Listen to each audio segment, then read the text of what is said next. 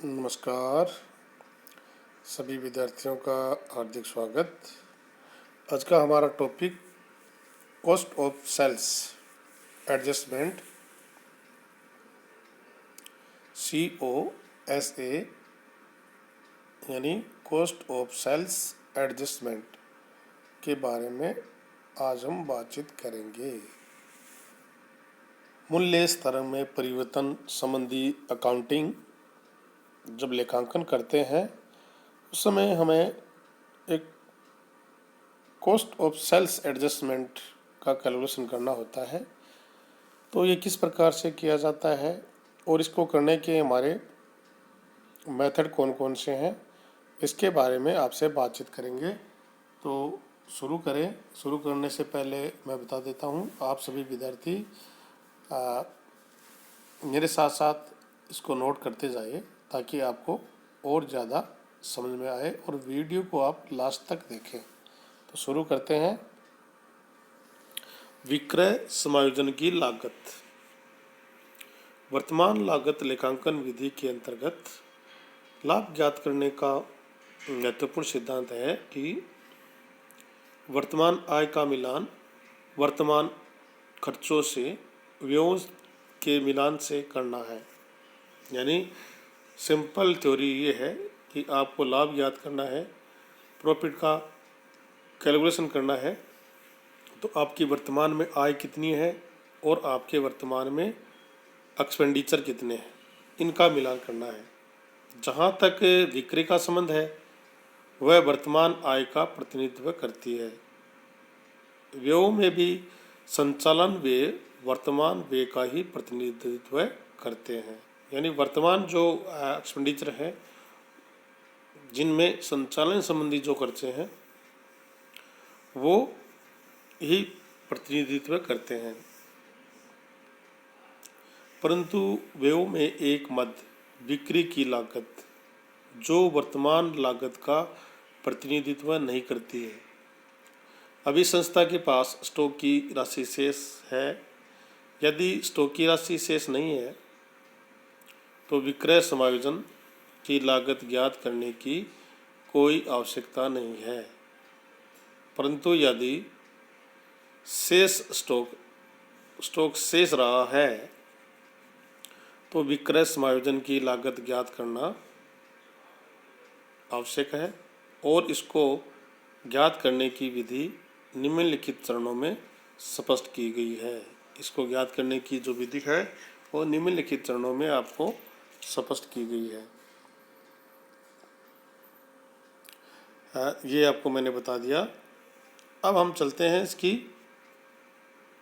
विधि कौन सी है, यानी कितने स्टेप में आपको इसका कैलकुलेशन करना है। तो इसको दो तरीके से हम हल कर सकते हैं। एक तो स्टेप बाय स्टेप चलेंगे और एक फार्मूले के माध्यम से इसको कैलकुलेशन करेंगे। तो प्रथम जो चरण है उसमें अंतिम स्टॉक की ऐतिहासिक लागत में से प्रारंभिक स्टॉक की ऐतिहासिक लागत घटा देनी चाहिए। यह आपको कॉस्ट ऑफ सेल्स एडजस्टमेंट की गणना करनी है। तो प्रथम चरण में क्या करना है, अंतिम स्टॉक की ऐतिहासिक लागत में से प्रारंभिक स्टॉक की ऐतिहासिक लागत घटा देनी चाहिए। सेकंड जो चरण है, अंतिम स्टॉक का औसत वर्तमान मूल्य ज्ञात करना चाहिए और इसी प्रकार प्रारंभिक स्टॉक का भी वर्तमान मूल्य ज्ञात करना चाहिए तथा इस प्रकार ज्ञात किए गए अंतिम स्टॉक के मूल्य में से प्रारंभिक स्टॉक का मूल्य घटा देना चाहिए।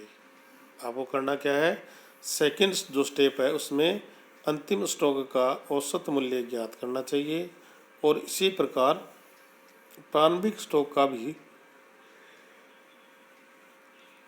औसत मूल्य कौन सा, वर्तमान मूल्य ज्ञात करना चाहिए तथा इस प्रकार जो ज्ञात किया गया अंतिम स्टॉक का मूल्य है उसमें से प्रारंभिक स्टॉक का वर्तमान औसत मूल्य घटा देना चाहिए। और थर्ड जो चरण है, प्रथम चरण के जो रिजल्ट प्राप्त हुए हैं उसमें से सेकंड चरण के जो रिजल्ट है उनको घटा देना चाहिए। और इस प्रकार जो राशि ज्ञात होगी वह विक्रय समायोजन की लागत कहलाती है। ये हमारे 3 स्टेप हैं। 3 स्टेप को आपको कंप्लीट करना है और कंप्लीट करते ही आपकी कॉस्ट ऑफ सेल्स एडजस्टमेंट की गणना हो जाएगी। अब देखिए एक फॉर्मूला भी है।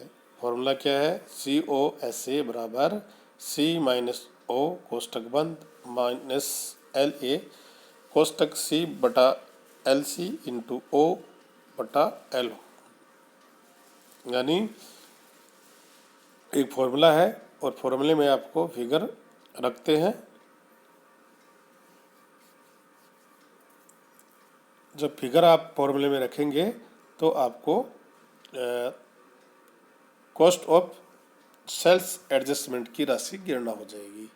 अब आप देखिए सी का मीनिंग क्या होता है? अंतिम स्टॉक की ऐतिहासिक लागत। ओ का मीनिंग होता है प्रारंभिक स्टॉक की ऐतिहासिक लागत। LA अवधि की औसत सूचकांक संख्या और LC अंतिम स्टॉक से संबंधित सूचकांक और LO प्रारंभिक स्टॉक से संबंधित सूचकांक। इसको और ज़्यादा बेहतर समझने के लिए एक उदाहरण लेते हैं। आपको ये सूचनाएं दी गई हैं कि you are required to calculate cost of sales adjustment from the information given below. नीचे दी गई सूचना से आपको विक्रय समायोजन की गणना करनी है और इसका फॉर्मूला आपको बताया गया है। 3 स्टेप होंगे और 3 स्टेप के बाद एक फॉर्मूले के माध्यम से भी इसकी गणना कर सकते हैं। तो डिटेल देख लेते हैं कि ओपनिंग स्टॉक आपको दिया गया है 1 अप्रैल 2015 को 1 लाख रुपए और इससे रिलेवेंट इंडेक्स नंबर आपके 200 है। परचेज आपका ड्यूरिंग 15-16 में 22 लाख और इसका जो इंडेक्स रिलेवेंट इंडेक्स नंबर 220 है। टोटल जब इसका करेंगे तो 23 लाख हो जाएगा और 23 लाख में से जो क्लोजिंग स्टॉक है वो 1,50,000, तो आपका सेल्स हो गया 21,50,000। अब देखिए हमें करना क्या है? Cost of sales adjustment. Cost of sales adjustment step first, जिसमें closing stock minus opening stock at historical cost. तो क्लोजिंग स्टॉक आपका 1,50,000 माइनस ओपनिंग स्टॉक 1 लाख बराबर 50,000। ये आपका स्टेप फर्स्ट। अब स्टेप सेकंड। स्टेप सेकंड में आपको average current cost of closing stock की गणना करनी है। तो उसका फॉर्मूला आपको मैंने बताया था कि closing stock into closing stock का इंडेक्स रिलेवेंट इंडेक्स नंबर और उसको डिवाइड करेंगे एवरेज इंडेक्स नंबर से, तो 1,32,000 आ जाएगा।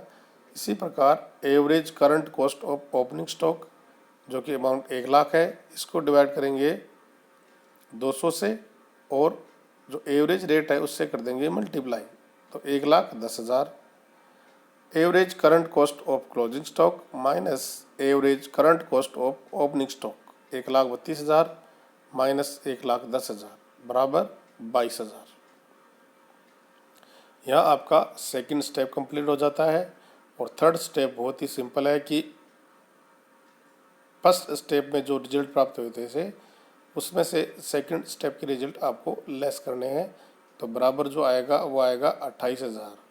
50,000 माइनस 22,000 बराबर 28,000 कॉस्ट ऑफ सेल्स एडजस्टमेंट।